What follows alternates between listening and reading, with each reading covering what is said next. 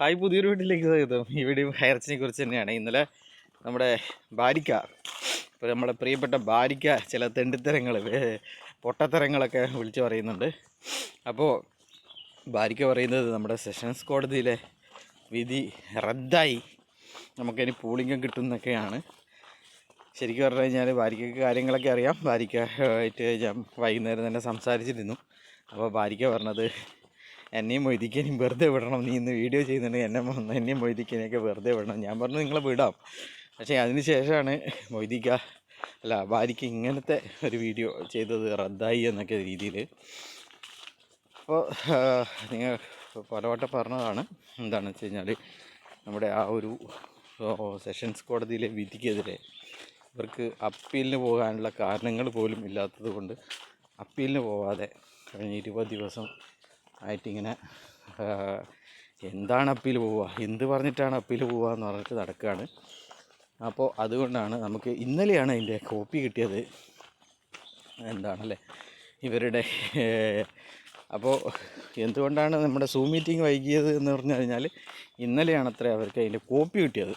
എന്താണല്ലേ ഭയങ്കര കഷ്ടം. നമ്മളോടൊക്കെ ചോദിച്ചിട്ടുണ്ടെങ്കിൽ നമ്മൾ എന്ന ഉടനെ വാട്സപ്പ് അയച്ചു കൊടുക്കുമായിരുന്നു. ഇത് ആരും പറഞ്ഞില്ല, ചോദിച്ചില്ല. വിധിയുടെ കോപ്പി ഇന്നലെയാണ് അത്രേ കിട്ടിയത്. അതുകൊണ്ടാണ് നമ്മൾ അപ്പീലിന് പോകാത്തത്. അപ്പോൾ ജഡ്ജി ചോദിച്ചു, എന്താ നിങ്ങൾ അപ്പീലിന് പോകാത്തത്, എന്തിനാണ് ഇത്ര കേസുകളായിട്ട് വരുന്നത്, നിങ്ങൾക്ക് അപ്പീലിന് പോയിക്കൂടെ? അപ്പീലിന് പോയി കഴിഞ്ഞാൽ അത് പരിശോധിച്ചിട്ട് 3 ആഴ്ച കൊണ്ട് നിങ്ങൾക്ക് വിധി ഉണ്ടാവുമല്ലോ. എന്തിനാണ് ഇത്തരത്തിലുള്ള റിട്ട് പെറ്റീഷനൊക്കെ ആയിട്ട് വരുന്നത്? നേരെയാണ് പറയുന്നത്. അയ്യോ, നമുക്ക് ഇന്നലെയാണ് അതിൻ്റെ കോപ്പി കിട്ടിയത്, അതിൻ്റെ സർട്ടിഫൈഡ് കോപ്പി കിട്ടിയത് ഇന്നലെയാണ് എന്ന്. അപ്പോൾ ശരിക്കും പറഞ്ഞു കഴിഞ്ഞാൽ ആ വിധിക്കെതിരെ റിട്ട്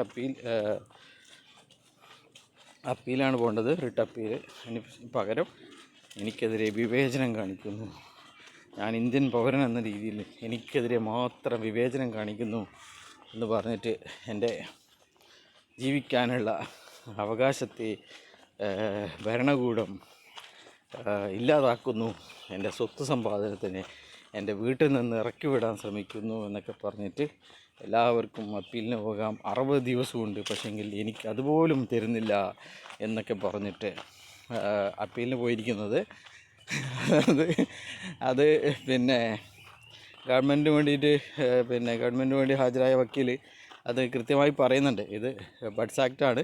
ബഡ്സ് ആക്റ്റിൽ എത്രയും പെട്ടെന്ന് നിക്ഷേപകർക്ക് പൈസ കൊടുക്കാൻ വേണ്ടിയിട്ടാണ് അസിസ്റ്റൻ്റ് കോമ്പീറ്റൻ്റ് അതോറിറ്റി ഇത്തരം നടപടികളിലേക്ക് കടന്നത് എന്ന് പറയുന്നുണ്ട്. അന്നേരം പറയുകയാണ്, അതൊക്കെ ശരിയാണ്, അതിലൊക്കെ അങ്ങനെയൊക്കെ ഉണ്ടാവും, പക്ഷേങ്കിൽ ഇവരുടെ ഈ ചെറിയ ആവശ്യം അപ്പീൽ പോകുന്നവരെങ്കിലും നിങ്ങൾക്ക് ഇതൊന്ന് നിർത്തിക്കൂടെ എന്നാണ് ചോദിക്കുന്നത്. ഇവരുടെ ഒരു ചെറിയ ആവശ്യം.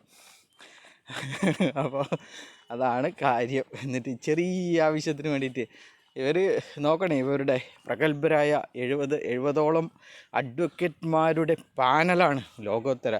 ഇനി ചിലപ്പോൾ ദുബായിലൊക്കെ ഇവർക്ക് ഓഫീസുണ്ട് വരും, അറബികളും വന്നിട്ട് വാദിക്കുമായിരിക്കും ദുബായ്.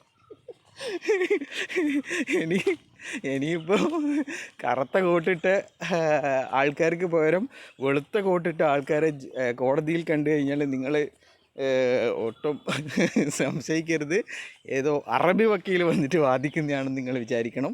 അപ്പോൾ എന്നിട്ട് പറയുകയാണ്, നമുക്ക് 1 മാസത്തേക്ക് നീട്ടി വെക്കണമെന്ന്. എന്താണല്ലേ അതൊക്കെ. മറ്റേ വക്കീൽ തന്നെ ഒരാഴ്ച കൊണ്ട് അല്ലെങ്കിൽ 2 ആഴ്ച കൊണ്ട് നമുക്കതിന് തീരുമാനം ഉണ്ടാകുന്നൊക്കെ പറയുന്നത് ഇവർ തന്നെ നീട്ടി വെക്കുക. അപ്പോൾ ഇത് നമ്മൾ പറയാതിരിക്കാൻ വേണ്ടിയിട്ട് ഇവർ തന്നെ ഇത് മുൻകൂട്ടി പറയുക, നമ്മുടെ വക്കീലിൻ്റെ സൗകര്യാർത്ഥം ഇത് മാർച്ച് 15 മാറ്റിയിരിക്കുന്നു, മാർച്ച് 12 മാറ്റിയിരിക്കുന്നു. കഷ്ടം, അല്ലാതെ എന്ത് പറയാനാണ്.